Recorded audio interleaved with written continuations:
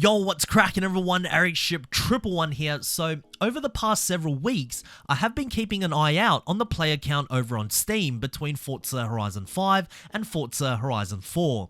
And what I do find interesting is that at any given time of the day, more often than not, there are more players on Horizon 4 than there is in Horizon 5. And it got me thinking, why is this happening? Now, yes, I am aware that we are just looking at the player count over on Steam, and it could be very different over on the Windows and Xbox platform.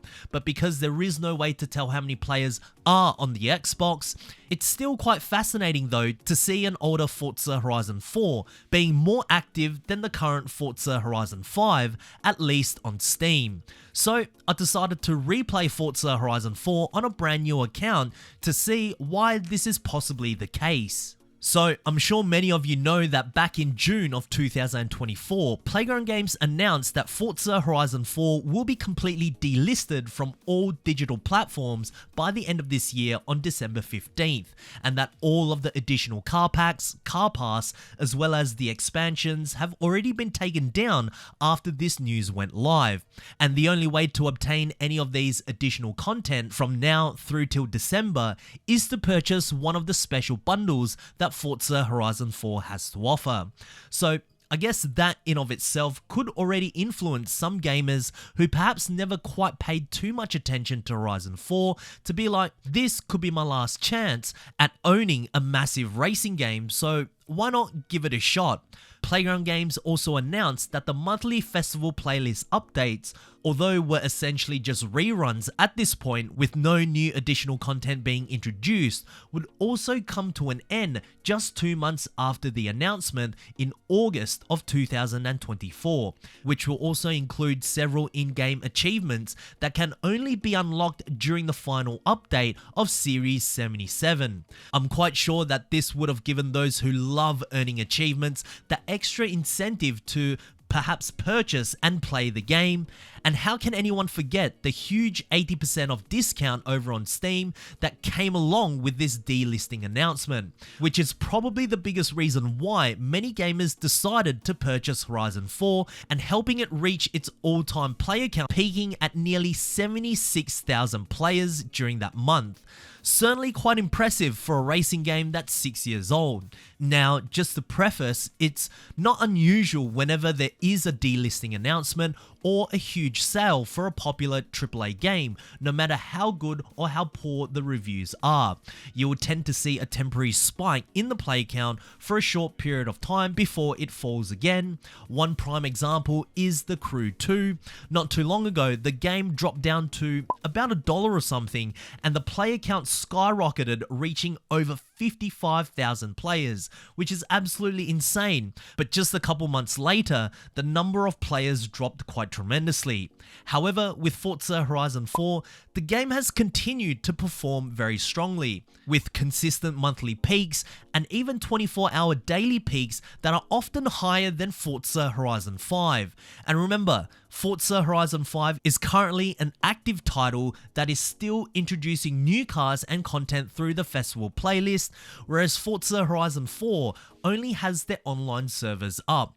Surely the play count isn't this strong and consistent simply because the game was on sale and is about to be delisted, right? Otherwise, players would have most likely moved on to a different game already. So let's dig a little deeper. Could it be perhaps that Forza Horizon 4 is just an overall better game than Forza Horizon 5? Well, objectively speaking, Forza Horizon 5 should be the best title in the series. It's got the biggest car list of any Horizon game, it has the largest selection of wheels, customizations, and different upgrades that this series has ever seen. There's even a full sandbox mode for all players to create their own races with Event Lab 2.0, and it's all placed on the largest map that Playground Games has ever developed.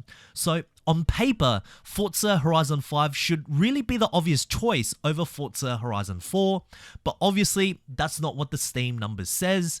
You see, what's interesting about Forza Horizon is that if we look at all the games across this series, every single title does approach certain things very differently, whether it's how you progress through the game, the way multiplayer works, to even additional in-game features. No one Horizon title is the exact same, and couple that with a car roster which always has a handful of vehicles that only appear exclusively for that specific title, along with where the game is set, and you essentially have 5 very special open world races all under the same series. And because of this, there's always going to be certain elements in which one title does better, or perhaps players prefer over the other.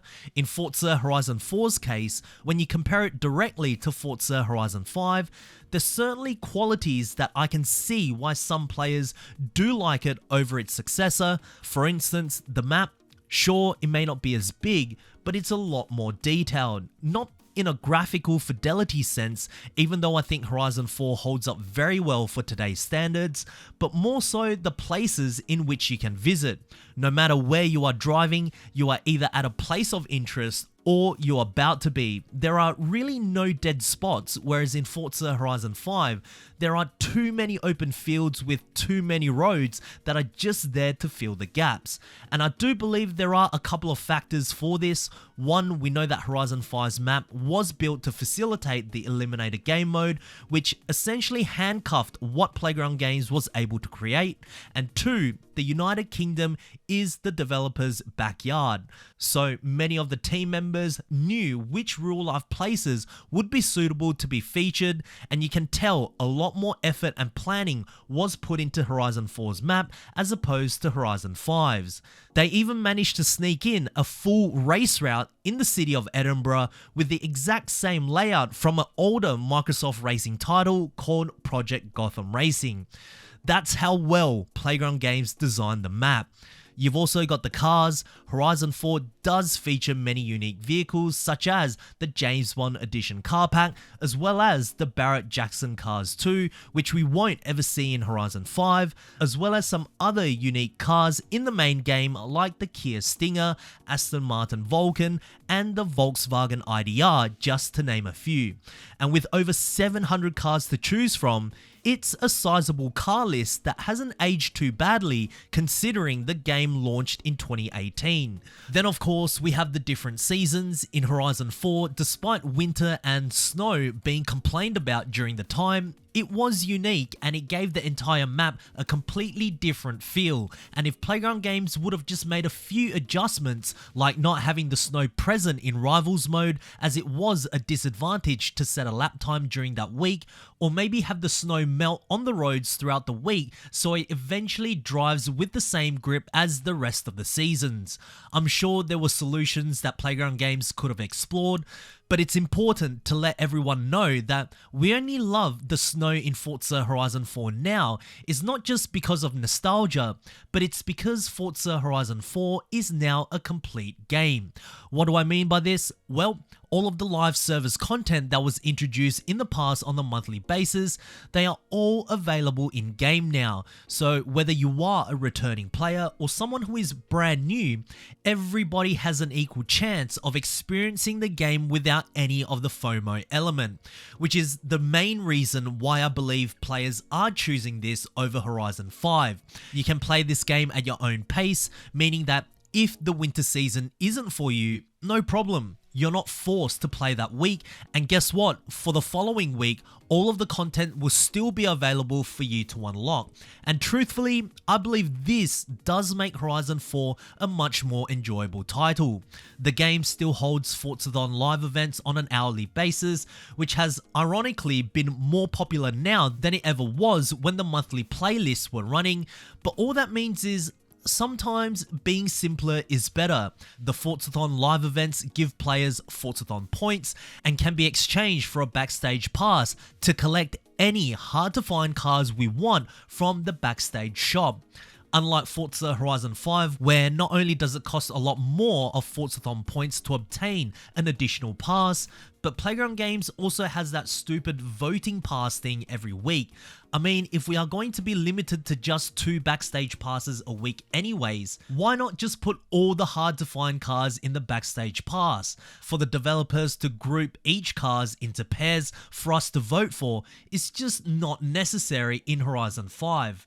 That's just my opinion. Now back to Horizon 4, I do understand that without all the monthly updates this game has gone through, the game wouldn't be as packed with so much content.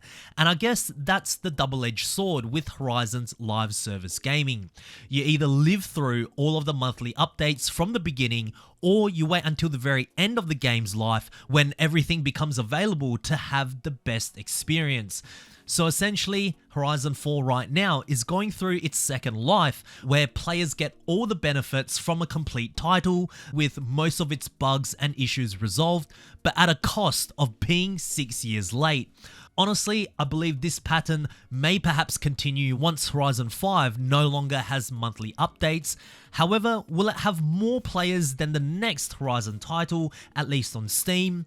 Well, it's possible unless somehow, someway, Playground Games nails every element of Horizon 6, and that the game is so good that players aren't even choosing Horizon 5 because there's really no need to. Now, if we look back at the Forza franchise as a whole, this has only truly been done once, and that is with Forza Motorsport 4. That game was such a masterpiece that we actually forget Forza Motorsport 3 was also a fantastic title too. But because Turn 10 literally developed a Forza Motorsport 3 that was bigger and better in every way possible with its car roster, its career mode, and its track selection. Basically, what I'm saying is that Forza Horizon 5 does lack in certain elements compared to Forza Horizon 4. Also, the idea of completing races in the festival playlist on a weekly basis just to unlock cars may not be enough at this point for players to return, and the idea of an old school game where we can progress at our own pace should be explored for their next Forza Horizon game. But what do you guys think? If you're still playing Forza Horizon 4, let us know why. And for those that are, is this game actually better than Forza Horizon 5? Show us your thoughts down in the comment section below, as I do read all of your comments, guys. But anyways, if you guys did enjoy today's video, please make sure to smash the thumbs up button, as it really does help me out. And of course, if you guys would like to stay up to date with everything Forza Horizon related, be sure to subscribe with notifications turned on, so that way you won't ever miss out on another video that goes live, and I hope to see you guys in the next video. Peace.